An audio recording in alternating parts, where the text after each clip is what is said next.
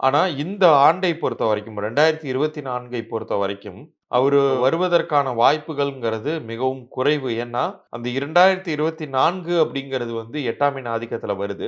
அது வந்து இந்த 7ஆம் எண்ணிற்கு சுத்தமா ஒத்து வராது. அது வந்து எப்போதுமே பார்த்தீங்கன்னா, எதிர்விதமான பலன்களே குடுத்துட்டு இருக்கும். சமீபத்தில் மறைந்த நீங்காத துயரத்தை விட்டுச் சென்ற பவதாரணி அவர்களை பற்றி நம்ம பேசும்போது கூட இத நம்ம சொல்லியிருந்தோம். அவருடைய பேரெண்ணில் வரக்கூடிய அந்த 34ங்கிற எண் வந்து அவருடைய பிறந்த தேதியின் கூட்டு எண்ணான 8ஆம் எண்ணிற்கும் பொருந்தல. அதோட இந்த ஆண்டின் எண்ணே வந்து 8ஆம் எண் தான் 2024ங்கிறது.